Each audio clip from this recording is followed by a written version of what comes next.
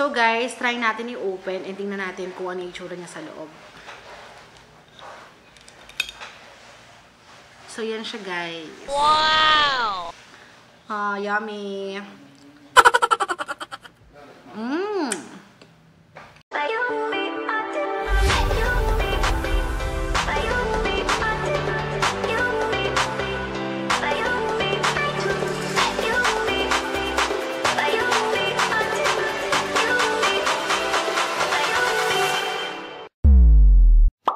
Hi guys! Welcome back to my channel. So this is me, your Binibining M, but you can call me your BBM. So for today's videos, I'm going to teach you guys on how to make nuggets. So it's very easy to do, and we only have 2 main ingredients. So dito na lang kung ano yung 2 main ingredients natin. So yon, so alam naman natin na halos lahat ng kids nowadays ay talagang mahilig sa mga nuggets, right? Yeah! So ako kasi talaga nung bata pa ako, mahilig na ako sa nuggets. Kaya, until now of course, kaya naisip ko din gawin tong vlog na to. And if there are moms out there, so I'm encouraging you to watch this. Kasi para you already have an idea kapag back to school na, meron na kayong idea kung ano yung pwede nyo gawing ulam sa mga anak nyo, diba? Very easy to do and very affordable ingredients. So, ano pang hinihintay natin? Let's go! So guys, ito na yung ingredients natin. So, salt, pepper, 3 pieces of eggs, and of course, our main ingredient, sky flakes.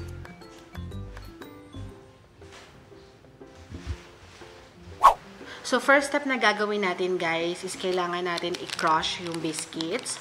So, ilalagay natin siya muna sa isang plastic bag. So, para kapag dinurog natin siya later using pestle, hindi siya mabutas. So, ang gagamitin natin pang durog is ang ating pestle. So, yan. Pupukin lang natin, guys. Kailangan durog na durog siya, guys, ha?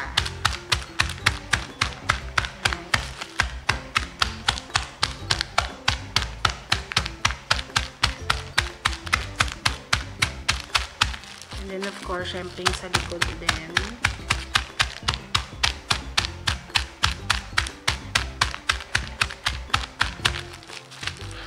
Ulitin pa natin para sigurado tayong durog na talagang ating biscuits.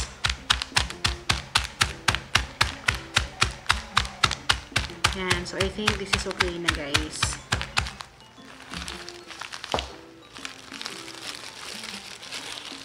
So, ganito yung magiging itsura niya sa loob.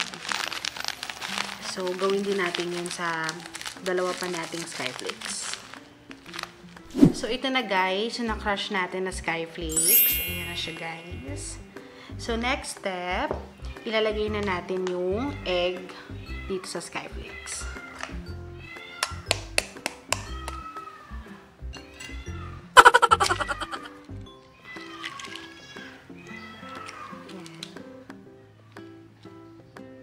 And then, yung dalawa pang egg.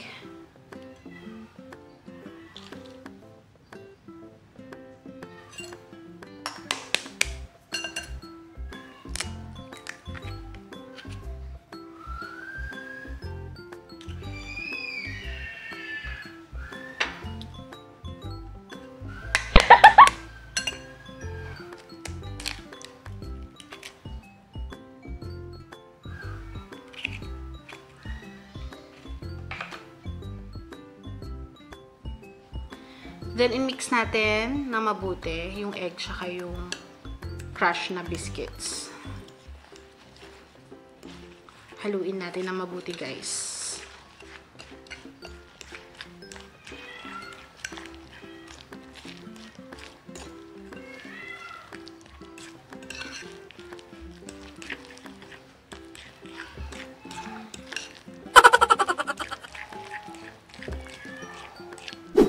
So guys, after natin i-mix yung crushed na skyflakes and yung 3 eggs natin, so maglalagay na tayo ng salt and ng pepper para magkaroon siya ng lasa.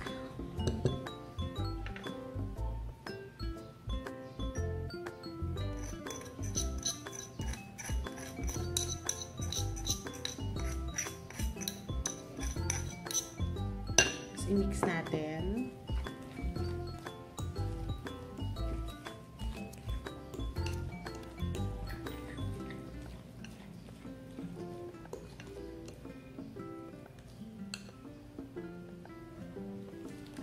Then next yung pepper naman.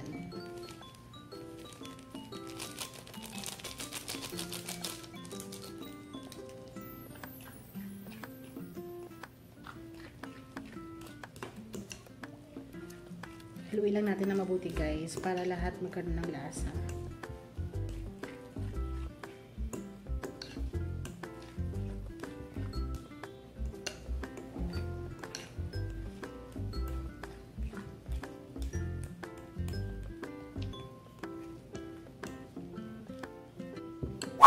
So, next step guys, i-fry na natin siya. In-form natin siya ng pang nugget size lang.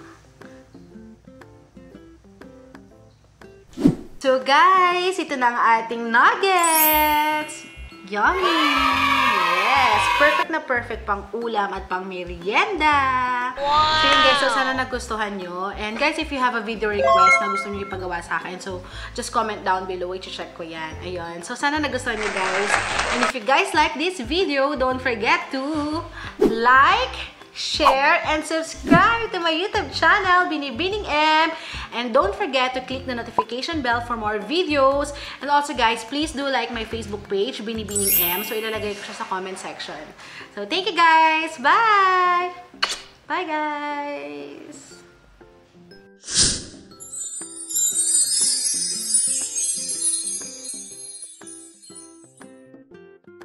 Wow!